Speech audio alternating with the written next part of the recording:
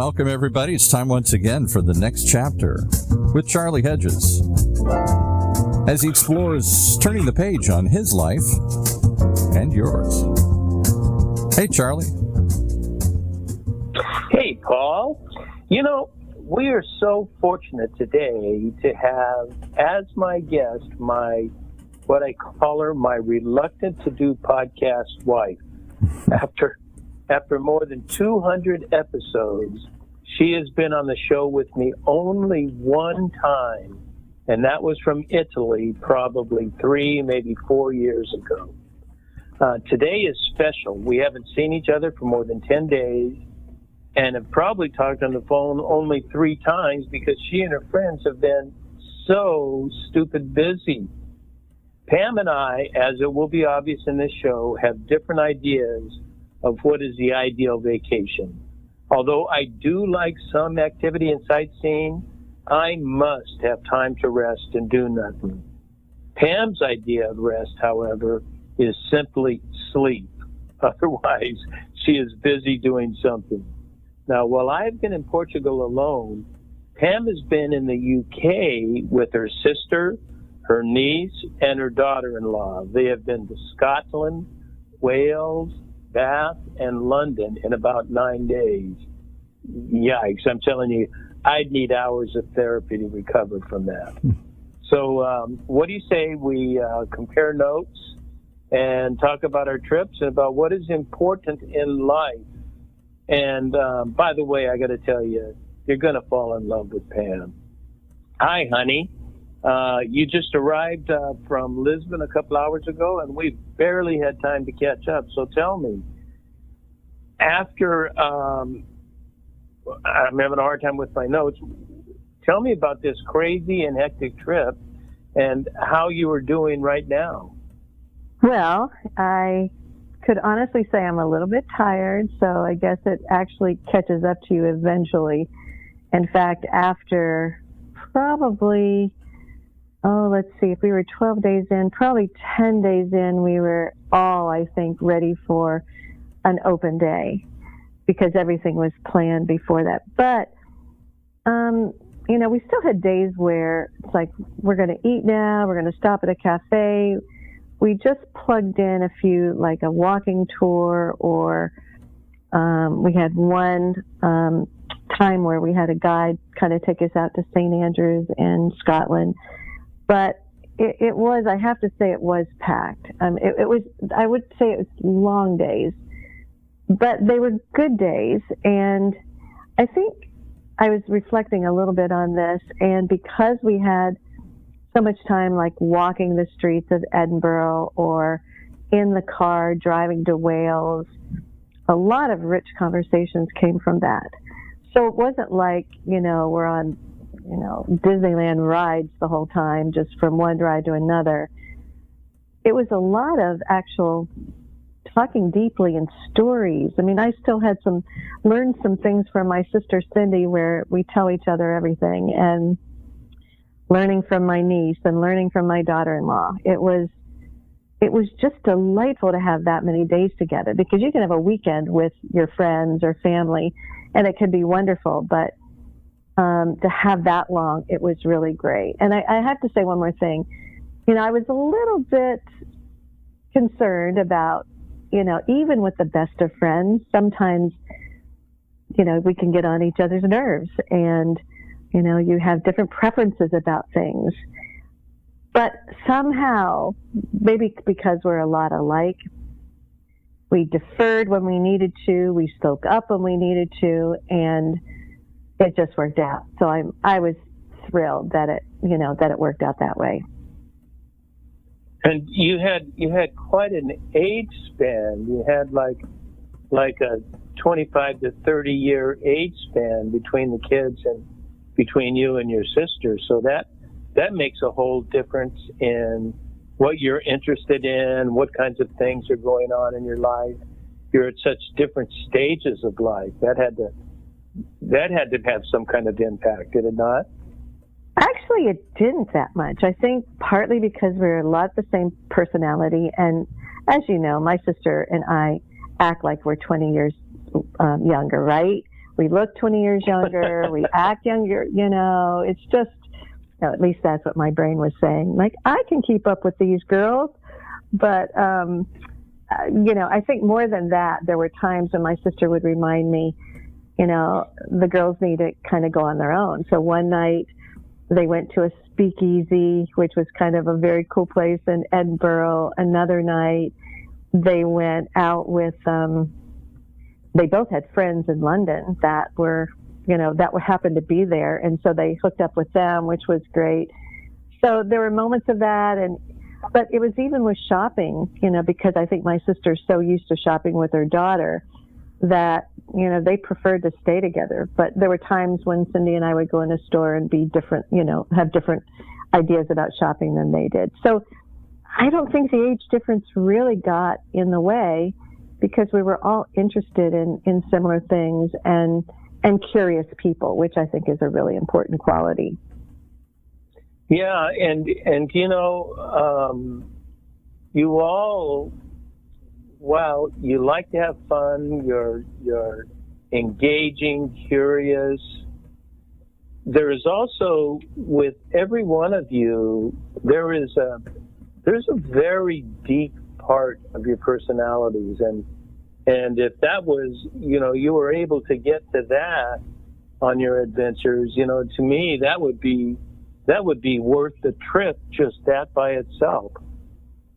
It really was. Because I think we did get to deeper conversations, and like I said, the stories were all good, and we had to react to some things. I think when you go to Europe or any new place, especially if it's maybe a little out of your comfort zone, I feel like you have to be ready for the unexpected. And I had to face that almost immediately as I flew from LA to London and then got another flight to Edinburgh.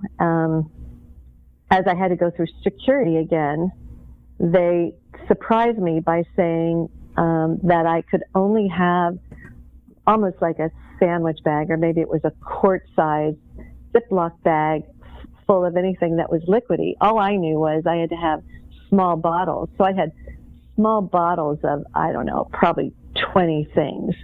And they gave me this little quart-sized bag, if that, and said, you can only bring this into the country. And otherwise, I said, well, what will happen to the rest?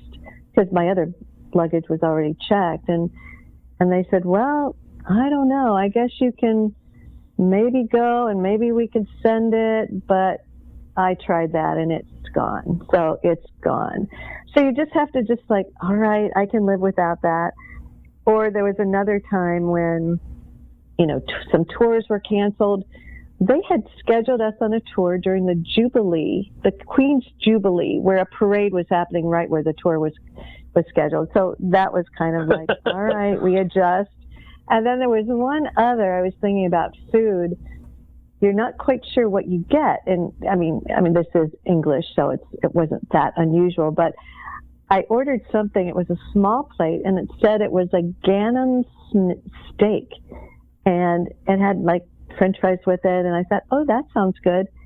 And when it came, it was ham, and it was like that just didn't, sound right. But it was a ham steak, and that's, it's just there's surprises, and you just have to deal with it. And I think that was another thing for me, because I can be flexible, and then times I can't be flexible. So there's those kinds of things that test you a little bit, especially when you're with other people. But I think you're right. Paul and I talked about it last week that there's a reason they call it a foreign country, and that's because it is foreign. It is not the United States, and things are different, and you have a choice of being obstinate and wanting your way, or just being compliant and kind of going along with the culture. And if you order something you don't like to eat, you just pay for it and order something else. There's no big, no sense in making a big deal over it. And I think, you're absolutely right in being able to go with whatever it's like in a foreign country. That's right. That's right. Since this is your second time back in Lisbon, did it feel less foreign to you being here than the first time?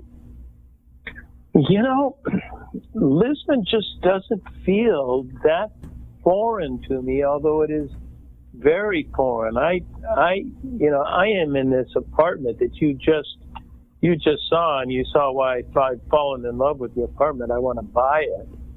It's just lovely. It's so nicely decorated, and the owner is an ex-graphic designer, so his art, I like his choice of art and the color of the walls. The walls, instead of white, there's a combination of white and teal blue, and it's very delightful. So home feels like home to me. I end up going to the same places. I am still, as of last week, I'm still going to the same cafe for breakfast every day, and I get the same thing every day. So there's not a lot of unfamiliarity. I've become very familiar with the place, and I've become very familiar with the English spoken in Portugal is not like in Spain or Italy, where English is very strong in Spain and Italy. English is not quite as strong in Portugal. So, we do a lot of communication by hand, and a little bit of Spanish, and a little bit of Italian, and a little bit of Portuguese. So I feel like I've adapted really well, and it's been exciting. I think, I'm proud of you too for doing that, because I think when you have a different language, it is more difficult. And you're right. I think our time last year in Portugal, there were fewer people that, spoke English the way they did. Even in Italy, I think it was better. But I have to say that was one comment I made to the women I was with. Early on, it was kind of like, oh my goodness, this is so much easier to navigate because English was the language, even though there were accents and brokes, and some people were like, oh, you're speaking a little bit differently, but it was so much easier. But there were things like, I talked about the food was a little bit different, but there's a lot of things in common. And one of the things I just have to mention I was with 3 women who adore dogs. I mean, I always knew that. I mean, my daughter-in-law, of course, she has my grandbaby dogs, and, I'm not necessarily a giant dog lover because I never grew up with pets. And my sister and her daughter, they love dogs. So I'll tell you what, it seemed like it was every 20 feet. They saw a dog and they're just oohing and gooing and petting and picturing. And I told them if I put a scrapbook together, I'm going to have a whole section on dogs, because it was crazy how and it was kind of like they say sometimes, if a guy is walking with a dog, it's a kind of a chick magnet. And this was, it kind of took the girls just, I think that was one of their favorite things was the dogs. And that was another common thing. And even if someone didn't speak the language, it probably would have, the owners would have said, they would have felt very affirmed, because everyone who owned the dogs were like proud papas and mamas. It was just kind of interesting. You were talking about language difference. What about in Scotland? Was that difficult to understand the English in Scotland? Not really. We did a walking tour, and the guy, I think he was the one that was really proud of his language skills, because he tried to pronounce things really well, and he was full of stories, and he just made it very translatable. I have to tell you one story too that he told us as we walked along. Edinburgh, of course, there's a university there too, and I guess they have a medical center, medical school. And he was telling us, I can't remember exactly when this happened, but he said the medical school had trouble getting cadavers. And he said it got so bad that they started paying people quite a pretty penny to somehow find a body. So there were all these, they called them body snatchers. And they would go to the graves, and, if it was a new grave, they would steal the bodies. And I think he said it was like what they would get for the body was a month's worth of salary. And so he showed us also where there were graves, and they had steel grates on them so that you couldn't get into the ground. It was just, interesting things, but he happened to have good language skills. And then we had one other tour guide who took us out to St. Andrews, and he was very good. I'm not sure why, but there weren't too many people that it felt, strange talking to them. Oh, that's good. Now, St. Andrews is the university as well, right? Yes, there is a university there, but where we spent our time was, a part of our time was at the golf, place where apparently they're having a big open tournament this year in July, where the Open will be there, and although it was rainy and cold, it was just fascinating to see where people come and to hear how tough it is to get on that course and play it. But that was really fun too. But it's just a beautiful place.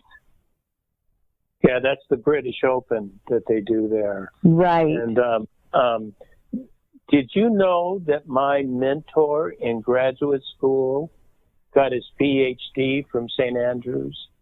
I did not know that. Yeah, Bob Hughes, my mentor in graduate school, excuse me, got his graduate degree. So tell me, I have not spent that much time in the UK because I'm just not as drawn to the UK. And because of the reasons you mentioned, I detest Heathrow. That double check-in, that they are so draconian. They take something away. It seems like everybody that goes through, they take something away. So I refuse to take a flight. It has a layover in Heathrow. I refuse to fly through Heathrow just for that very reason, because you have to go through security a second time, even if you're just transferring from one flight to another. It's not so I just wanted to make my Heathrow comment. But tell me something.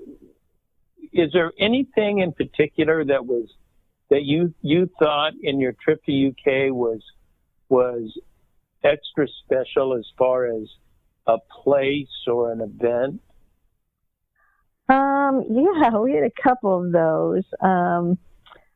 One, I didn't know what to expect. We decided we wanted to go to Wales, even though, we really didn't have time to do 3 countries, but we did it anyway. And my grandmother was from Wales. And so I'd never been there. And to travel into the country, we went to an area called Snowdonia. And it was just beautiful, fertile, green. The people were, in fact, not just the people there, but I have to go back to Scotland for a second. I have never met people like the people who were in Edinburgh. I mean, to a person, and we had to comment it to people. It's just like, it wasn't like the normal thing in the U.S. where they have good customer service training. These were more genuine people that I think I've met any other place. I think Wales was like that too, and some of the other smaller towns we went to. But I was really impressed with how the people were. It's also interesting. One night in London, we decided to go to Mamma Mia, the musical, and my sister and her daughter, they're big fans of that musical. And it was amazing to be in this theater. And I'd seen the movie, but I had never seen the musical. And, you know, the commonality of the music, it was a big highlight where everybody is united. And also during the Jubilee, we were, you know, lucky enough to we were there during the Jubilee and saw a parade that was kind of like, oh my goodness, I've been to so many parades, and, you know, even the Rose Parade, which was amazing. This parade I think the theme was the Jubilee or the Queen of the Beast. So they had all these animals, people dressed up like in animal costumes. And it was something like I had never seen before. I'm used to seeing the horses or the bands and the floats made out of flowers. These were costumes extraordinaire. But it was, again, all these united people from every walk of life and diverse backgrounds in so many ways. And it's really nice. And then one more thing I want to say about this is because, you know, we've been to New York City a couple times, and there's times when I could say it's probably not the friendliest place I've ever been, but London, and I do want you to go back there, Charlie. I want you to go back with me because it is a huge city. I thought, oh my goodness, this place is so big. The museums and the parks and so many things that I obviously didn't have time to get to were there. And I just think it would be now still may be something we do for a week or less, but I was really impressed with that in a different way than you would ever think of New York. No kidding. That was, you know, I know people loved London, and so we'll have to put that on our list. But I think I've got my list for my next 2 or 3 years is in Portugal. So, you know, we'll be very old, but I will be very old by the time I hit London. Well, it's not a very far plane ride, so it's maybe we could do both. So just a thought. You know, why not? Why not? That's the beauty of the semi-retirement, is that you're not limited by schedule. You know, by having to, you know, how much time is my boss going to let me off? It's how much time do I let myself off? Right. You know, there's one more thing about that area and where we are, and I think that's why people are drawn to Europe, because there's so much history. I mean, so much history. And I don't think I paid attention enough when I was young because all this seems new to me. But the one thing I did, not yesterday, the day before, it was interesting because the others in my party weren't interested in going to this, to the Churchill war rooms. And I had just been told that it was a fascinating place. And so, I mean, I just thought, well, I'm going to do it. So they went off shopping and I just went through the war rooms, and I did it pretty quickly, but it was a fascinating place to be underground. I was a little claustrophobic, to be honest with you, but to go in to, you know, picture Churchill and his, you know, his other, you know, people in charge just making these decisions. And seeing, and they had this timeline for him, you know, specifically. So it was the Churchill war rooms, but it was really so much about Churchill. And it had a timeline that started with him as a baby and where he was born and his parents and when his dad died. And I just didn't know, you know, how much of a poet and author, what author he was. And he hung around poets and authors. And well, we of course know what an orator he was and this military strategist. I mean, it's fascinating to, I feel like, let history kind of show itself in a different way. So I really enjoyed that too. Well, I'll tell you what, sweetheart, you are making my vacation sound boring as hell. I'm sorry. You know, I'm thinking I should have gone with you guys. You would have liked part of it, but you would have said our pace is a little bit much. And I've always known I'm very fast-paced in general. I'm productivity. I remember my old boss years ago said, Pam's in her productivity mode, and that's when I'm like, let's just get her done. And but it was, I think it would be too much for you because the drive too. We probably drove over 800 miles, and this is driving. My sister driving. Oh my goodness! Has never driven on the other side of the road, and I'll tell you what. I mean, the roundabouts, and I don't know how she did it. You know, she did say to us during the trip. She said, "Yeah, I could have been a bus driver in another life." She's just good. She's just good at it.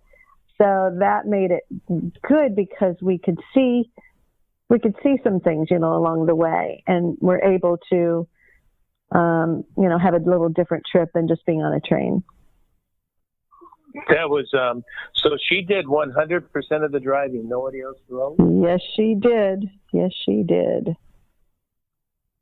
Now, is she home now, or is she visiting other places? No, she got home just before this call. I got a text from her saying they made it home, which was great. And I think, you know, everybody thought that was, you know, it was kind of time to, it was a good time to move on. And me, I would be like, okay, I can't believe I'm continuing the trip, but I'm really excited about Portugal too. One thing you mentioned is the weather here is a bit nicer than the weather. That's for sure. That is for sure. One other place I just mentioned quickly, I don't want to say the whole trip because I'm sure it's boring people to death, but we, you know, our friend Terry Hershey, which probably a lot of your listeners know because he's been on the show so many times, we were able to drive through the Cotswold, you know, gardens and that whole area, and there was a little town called, well, I'm not going to remember it now, Bittery or something like that, Burberry or something like that. And there were poppy fields along the way. And as my sister was driving, it was kind of like we would sometimes be, look at that. And you know, it's 2-lane road sometimes, and she can't be looking at stuff and looking at the road. So we were probably putting her in agony, but when you drove next to the poppy fields, it was, I mean, you had to stop and see them. I mean, there were people actually getting into the fields and, you know, taking pictures as they see themselves surrounded by the poppies. But they're just, if somebody's a nature lover and just wants to see gorgeous flowers and, you know, just gardens, I can see why Terry named his company after that, didn't he, Charlie? Yes, Cotswold's Garden. Yep. Yeah, beautiful. Did you stop and see some of the other gardens besides the sunflower? Did you see any other gardens there? Yes, there was. Well, I thought it was just like one place where you just go and there's gardens. It's a whole area called Cotswold, and then they have all these little cities along the way. But you see these cottages and you see these specially built, like, I don't know if it's brick or stone, but it has a certain look to it. And then to be, have flowers all around it was, I mean, it's just something you would just never forget. I am stunned. So Producer Paul, yes, sir. I'm going to ask you, tell me your observation of this week's show and last week's show of the difference in the way we holiday. Night and day. You clearly show that opposites attract. I'm sitting here thinking, Pam, man, this sounds fun. I want to be on this trip. I know it's an all-girls trip. Maybe that makes it even more fun. But honest to goodness, that's the way I want to travel. When I go, I don't want to sleep. I want to go 24/7. I want to see it all. I want to talk. I want to explore. I want to see things and do things. Because that's to me about traveling is what's cool about it is you got someplace to go. Next hour, next day. There's an agenda. Most of life doesn't have that kind of immediate agenda. I suppose you got to go to work and you got to get up and go do some things.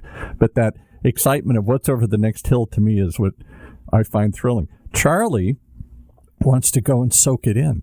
You want to absorb it. You want to suddenly feel like you're a native wherever you go. That's the role of outsider. Show me what you got. Charlie wants to meld into the world. That's two totally different approaches to traveling.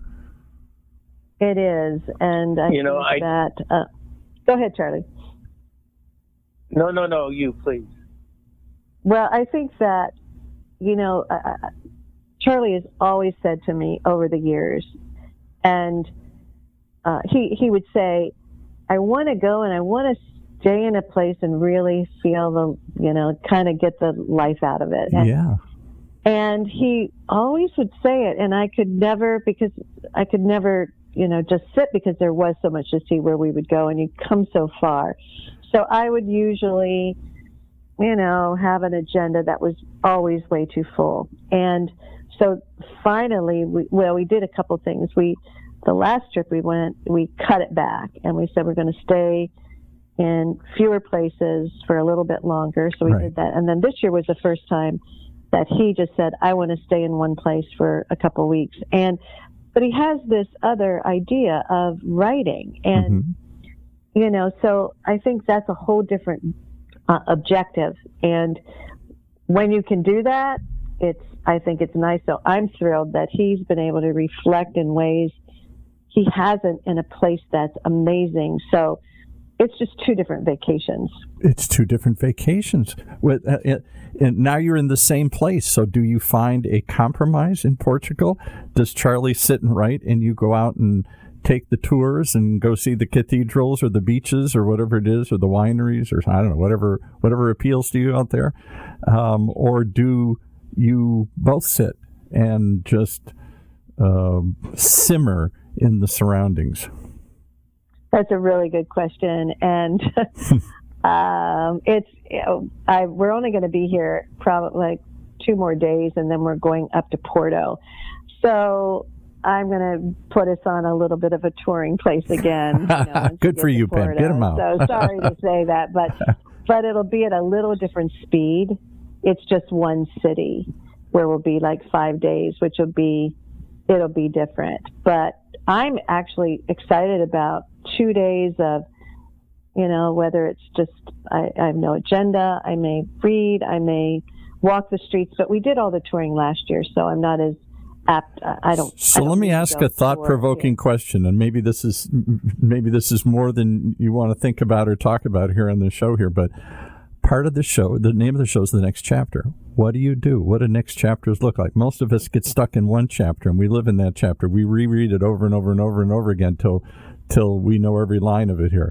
Next chapters are scary. Charlie seems to love change. He loves to turn the page. He loves to look at next chapters. Most of us are afraid to see what's... We'll do it in a short run. I'll go look at all this stuff, but phew, then I'm going to go back home to my own pillow, my own bed, my own surroundings, and that was fun, but that was just a temporary adventure. I wonder if there's something in between. I do another show here that some people Charlie introduced me to. A guest was on his show.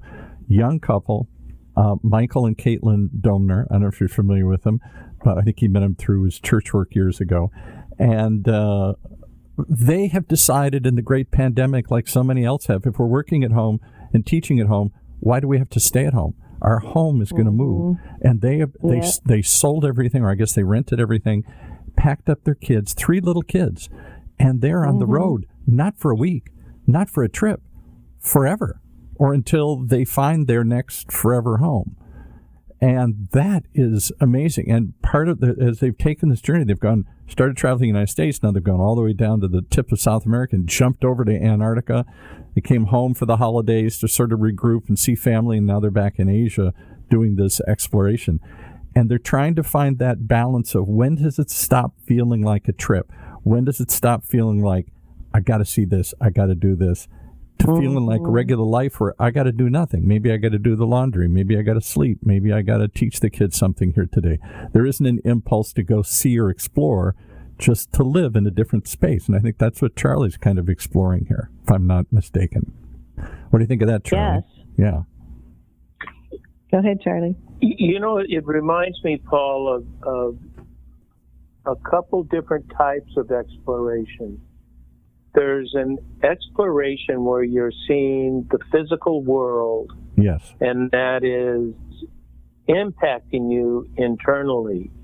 But there's also, for me, my exploration is my internal world. Right. What is going inside of me? I told Pam before our call, I think this trip, this holiday that I've taken, has been the most impactful holiday I've ever taken in my life. Wow. Okay. But it's been an inner journey. I've been reading. I'm reading. I'm reading a poet right now, an Irish mystic, John O'Donohue, and I'm reading him, and I'm writing, and I read some of my writing. I'm going to have to start all over again because my writing is coming to me fresh and creatively, and it's very easy to, when you're a writer, to start writing the same way. Your tactics, the way you put words on a page and your subject matter begins to feel similar, and that not quite the same, but similar. Right. I am now entering a phase of writing that is totally creative, that is brand new. I've never written like this before. And is that because you're in another space? Is that because you're in another space and place? That's what you're alluding to. Somehow that stimulates new creative juices or brings new thoughts to mind or a new perspective, just because you're out of the ordinary. That's a good observation, Paul. I think that has a lot to do with it, that I am in a different space. So my physical space impacts my internal space. And I read some of my writing to my wife, and she dropped her jaw and said, that's some of the most creative writing I've ever heard you write. And it was just, a few paragraphs. But what did you think about that, honey?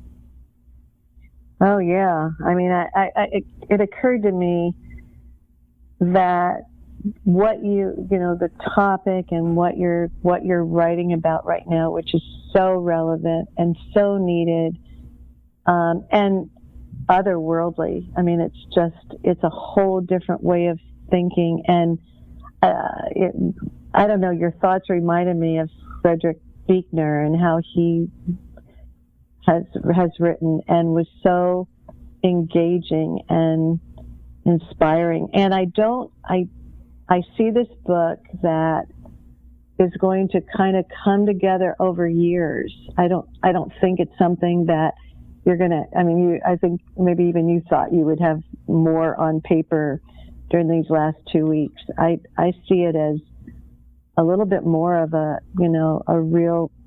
little bit bigger part of your life as it comes together. But it's so needed. And so that's what's exciting to me too, to hear such fresh thoughts that you don't hear. It seems like there's nothing new under the sun. And somehow, that's the one thing about you that has been the constant our whole marriage, is how creative you think, and you will make something feel like, oh my goodness, I've never heard it that way before. So it's really exciting to me, because the kinds of things that you're going to be writing about in our world where, people are spiritual, but, maybe not seeing it in the same way that you are, I think will be very refreshing. Well, I'll tell you the thing that strikes me week in and week out as he's moved into Catholic mysticism. I'm a cradle-to-grave Catholic. I don't know as much about all this stuff as he's uncovered here. I say he's more Catholic than I am here. I went to Catholic school and heard about these things, but yeah, that was a long time ago. That has nothing to do with today. Being a monk, being isolated, trying to find a personal connection with God by just sitting in a room maybe forever and trying to focus or contemplate or pray. That is so anti-modern. We don't just hole up as hermits anymore here. We're engaged with the world. We're out and traveling. We're interconnected. We buy things all over the planet. We're more interconnected with the world than we've ever been before. And to sit down and slow down and just go inside ourselves, that seems very foreign to me, and yet maybe a fresh approach to what we need. In a world where we're always racing to find something, maybe it's right here within us. Yes. What do you think, Charlie? Is that, am I hitting anything? You bring up a great point. Yeah, you bring up a great point, Paul, and I so concur. I met a couple last weekend that was the first time I've had a conversation in English, and it was on Sunday, and I met this couple from I believe they were from England. I know that they were from Britain somewhere, but I think England. And, we started talking about in England, the decline of the church. The church has declined so much in England that there are churches that are turned into coffee shops. Yeah, because sure. They had these vast cathedrals that no one went to, so they turned them into something useful. And one thing we agreed on, the three of us, is that everybody has a spiritual life and longs for some kind of spiritual life. There is some kind of spiritual connection, and I use that word in the large sense of the word. And we, in our Christendom, have made our way the only way, and if you don't believe the dogma, the rules, the requirements, if you don't believe exactly what we say is right, then you have no spiritual life. Well, I want to present a whole different option, Paul, is that we are all, every human being is in search of the spiritual life, and I want to present Christianity as an alternative, to say there is something about the Trinity that impacts us in ways that we are never impacted other than by the Trinity, but not filled with dogma and rules and obligations, rather filled with love. And I'm going to use my new word that is going to be huge, is pleasure. Pleasure. Oh my goodness. One of the words we use in the Episcopal tradition is, in your infinite wisdom, O Lord, you created us for your pleasure. And that's what we need to be. It's pleasure in love, pleasure in service, pleasure in kindness. Epicurus was right. And I'm a strong advocate of Epicurus. And, I think he's bastardized today with all of the... Yeah, we think of that as just hedonistic pleasure. Anything goes. If it feels good, do it. Constantly just seek pleasure. And that was not Epicurus at all. If you read Epicurus, that's not it. So that's kind of where I'm going. Well, I'll tell you, we have had a brilliant conversation. Pam, thank you for your wonderful insights. You're welcome. My pleasure. Thank you for bringing her on and giving us a glimpse into the rest of your world here. Let's not make it the last time here. We shan't. So thank you, Paul. Thank you, Pam. And I want to say to everyone, thank you for listening. I hope you enjoyed. And until next, this is Charlie and Pam Hedges and producer Paul saying bye for now. Until next.